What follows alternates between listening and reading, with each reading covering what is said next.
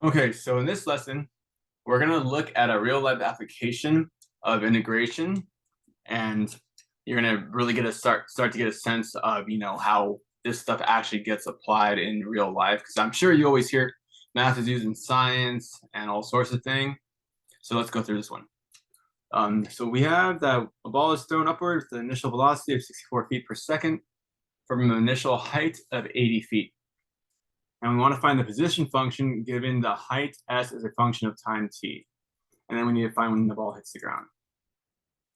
Okay, so position is usually represented as s of t. Now velocity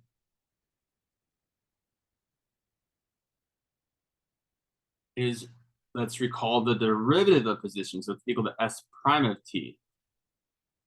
And acceleration, a of t, is the derivative of velocity, so v is equal to v prime of t, which is also then the second derivative of position. So that's going to be equal to s double prime of t.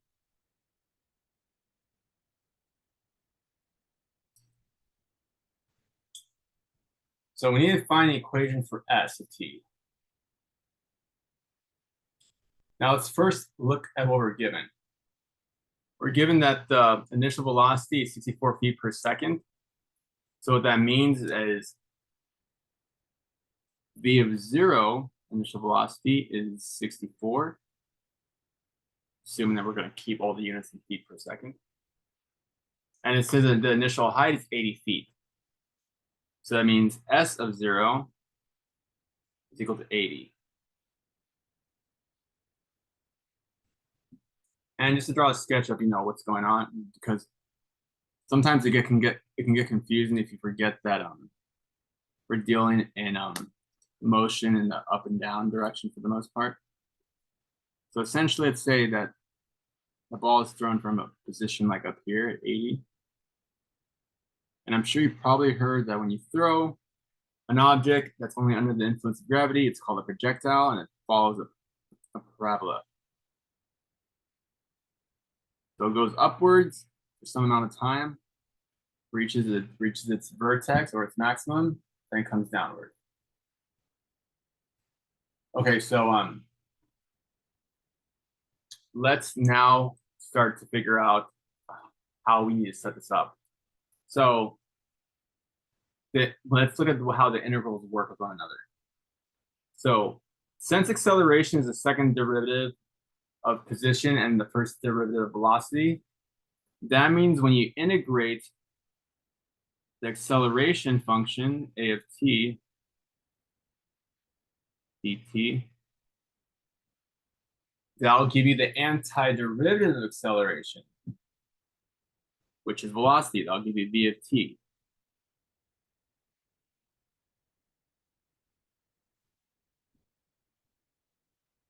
And similarly, when you integrate velocity,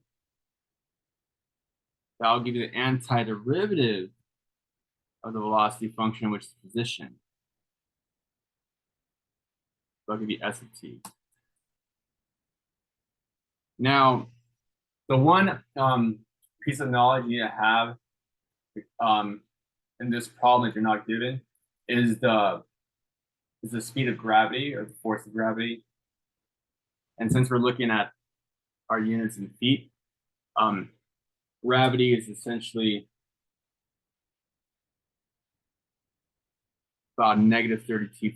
Gravity is about negative 32 feet per second, or we say per second squared. Or if you remember, it's also in meters, about negative 9.8 per meters per second squared. Now, this is something you're gonna have to memorize or just remember, because on the AP exam they really don't give you any formula, even for like even geometry, and they kind of expect you to know a lot of stuff. But I've seen in recent years they'll make sure to like provide you with enough knowledge so that if you don't know a formula off the top of your head, that you can't solve the problem. Because I think they recognize now that not every student takes physics and all these other science classes. But anyways, I'm going to actually show you at the end of the problem of a good formula for you just to memorize to make these problems really easy. Anyways, so let's go from here.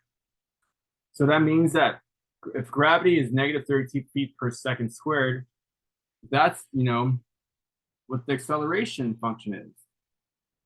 The acceleration is acceleration, you know, is essentially the force of gravity when you're talking about motion in the up and down direction. So then A of t is equal to negative 32. And so what we can start doing is we can go from this integral and say negative 32 dt, because that's acceleration. And let's go ahead, let's integrate this. This is fairly simple because it's just going to be a constant. This will just be equal to negative 32 t plus our constant, and we're going to call it c1 because we're going to have another constant, so we're going to need to distinguish it from our other constant when we integrate the velocity function. So this is what our equation for velocity is as of now. So this is what we know about velocity, v of t. V of t is equal to negative 32t plus c1. Now, what we can do from here is use the fact that the initial velocity is 64 feet per second to find what c1 is, because if the initial velocity is 64 feet per second, right here it says v of 0 equals 64. So if v of 0 is 64, I'm not going to talk arrow, it's confusing. If v of 0 is 64, that means negative 32 times 0 plus c1 is equal to 64. And that means then c1 is 64. And then that means that we can go a little further and write our velocity equation as, and let me use pen, as v of t being equal to negative 32t plus 64.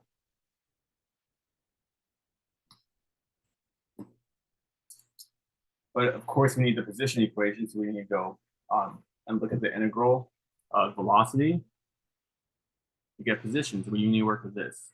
So we're going to integrate this equation.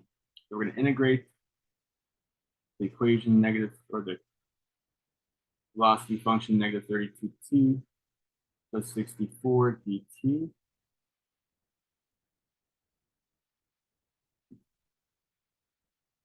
So we find the antiderivative here. We'll get negative 32t squared over 2 plus 64t plus c2.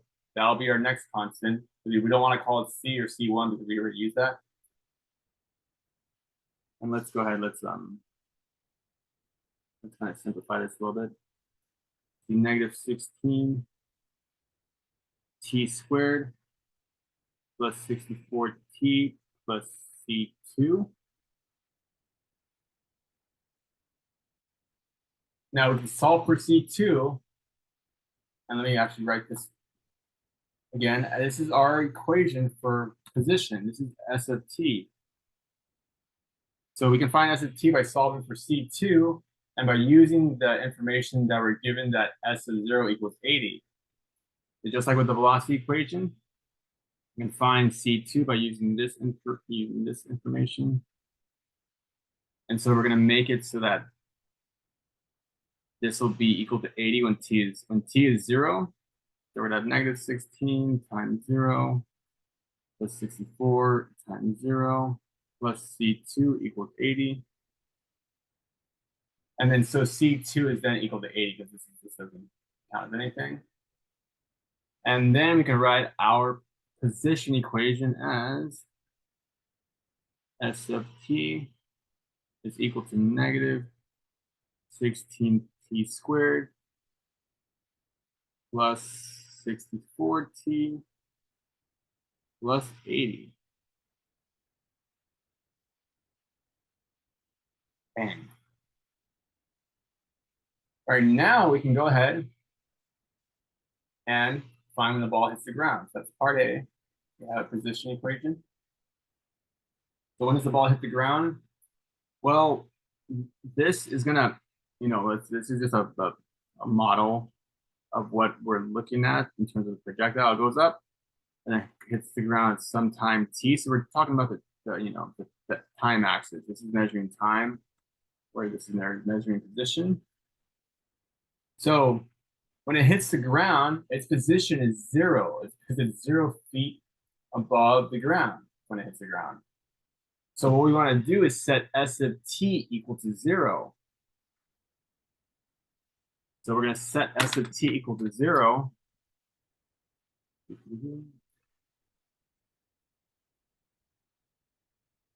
S of t equals 0.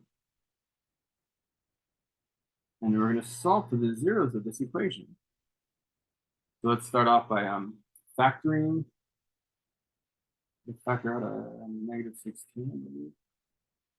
Negative 16 times t squared minus 4t minus 5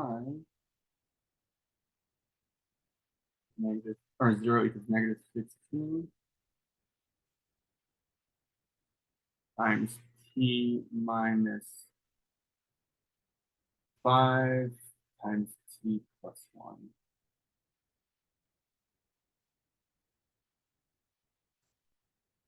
And then so our zeros are going to be, we're going to have t minus 5 equals 0. So our zeros are going to be 5, and our other one will be negative 1. I just call them T1 and T2 to distinguish them. Doesn't really matter which one you call which. Now, only one of these actually are going to be valid because, again, we're talking about a real life situation, and having time be a negative number is not going to make sense in this problem. So this is not going to count. So this is going to be our answer.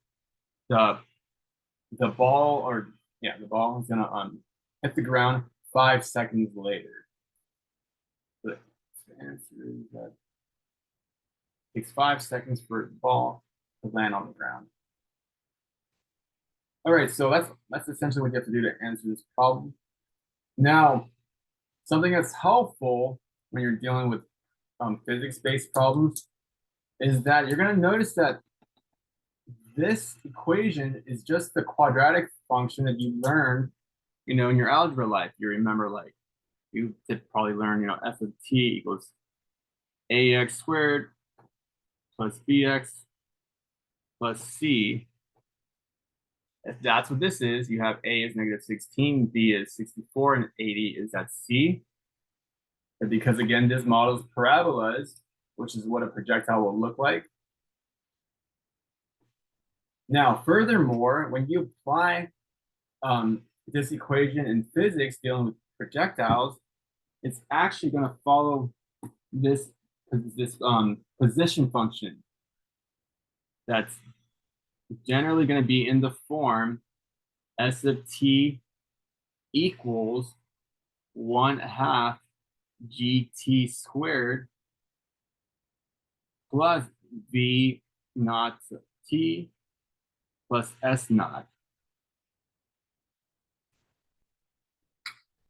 Now, if you've taken physics, this probably looks familiar to you.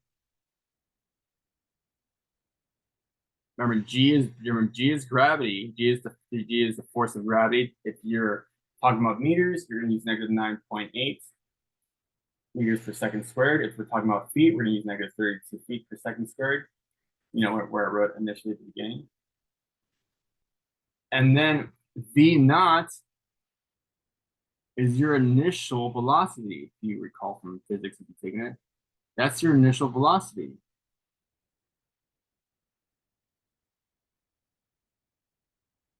Now, if you look at the coefficient of t in this equation, it's 64.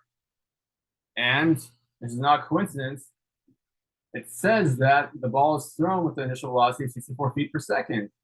We actually didn't really know that it's going to, well, I didn't go about the problem making, kind of without, I went about the problem not telling you that's going to end up in this form because I wanted you to kind of learn and derive it on your own. But you see that this ends up being the initial velocity, and the 80, the S naught, is going to always end up being the initial position.